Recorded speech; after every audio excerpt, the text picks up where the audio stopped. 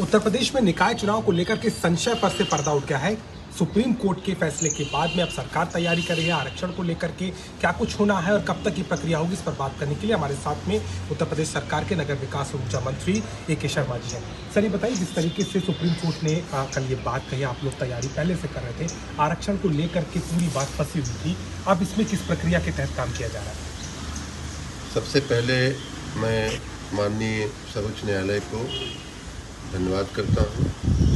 और उनके निर्णय का हम स्वागत करते हैं, उसका सम्मान करते हैं, स्वीकार करते हैं। उनके आदेश, सर्वोच्च न्यायालय के आदेश के अनुसार तय समय सीमा में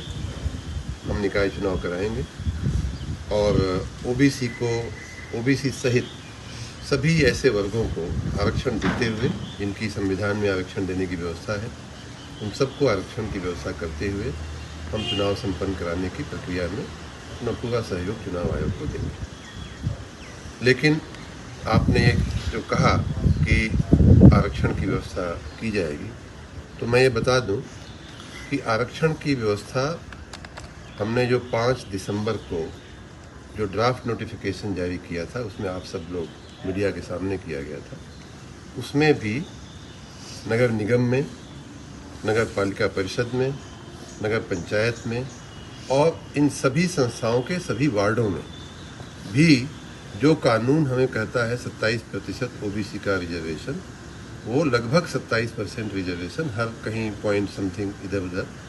लेकिन 27% रिजर्वेशन सभी प्रकार की सीटों पे, सभी प्रकार के पदों पे, सभी प्रकार के निकायों में ये दिया गया था। ये बात रिकॉर्ड पे है, आप चेक भी कर सकते हैं, कोई भी चेक कर सकता है कि 5 दिसंबर को जो हमने टेंटेटिव नोटिफिकेशन जारी किया था, उसमें इस प्रकार की व्यवस्था 27% रिजर्वेशन देने की थी। इतना ही नहीं, उसके 3-4 दिन पहले जो वार्डों का रिजर्वेशन जो जारी किया गया था, वो भी ड्राफ्ट था, उसमें भी लगभग उतने ही प्रतिशत 27% सीटें सुरक्षित की गई थी ओबीसी के लिए और अन्य तमाम वर्गों के लिए भी जो कानून में प्रावधान है। लेकिन उस प्रक्रिया में, ओबीसी के रिजर्वेशन देने की प्रक्रिया में, स्वाभाविक बात है कि जहाँ जहाँ सीटें ओबीसी हुई हैं, उनमें कुछ लोग खुश हुए, कुछ लोग नाराज़ हुए। उन्हीं नाराज़ हुए लोगों में जो याचिकाकर्ता थे हाई कोर्ट में, उनमें वो भी थे। उनकी एक पारंपरिक नगर पालिका की एक सीट रही है, जहाँ उनके बड़े भाई कभी अध्यक्ष हुआ करते थे, आज वो और भी बड़े पद पे हैं। याचिकाकर्ता के जो पिछले भाई थे, वो इस बार चुनाव लड़ने की तैयारी कर रहे थे, लेकिन वो ओबीसी वर्ग से नहीं आते हैं, इसलिए उन्हें कष्ट हुआ और इसलिए उन्होंने एक टेक्निकल बात खड़ी करके और न्यायपालिका में वो आए और आप उसके बाद का आपको मालूम है,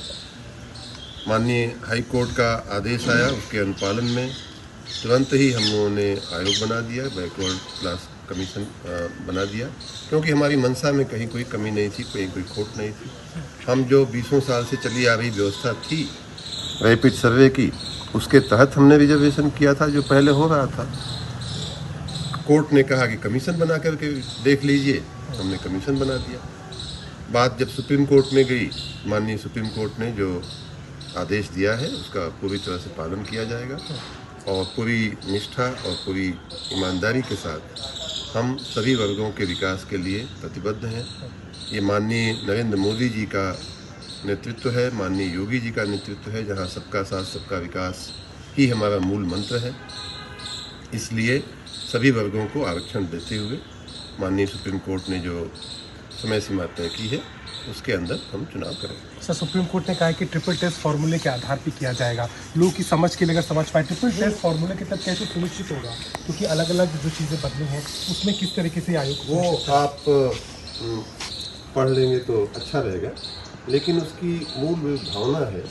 और जिसका हम लोगों ने पहले भी अमल किया था, आगे भी जैसा हमारा आयोग हमें मार्गदर्शन देगा, उस प्रकार से हम उसी भावना के अनुरूप आगे भी बढ़ेंगे। मूल बातें उसमें ये हैं कि 50% से ज़्यादा कुल रिजर्वेशन नहीं होना चाहिए और जहाँ जो समुदाय जितना प्रतिशत में है, ओबीसी, एससी, एसटी, उनको उसी अनुपात में उन निकायों में उन सीटों पे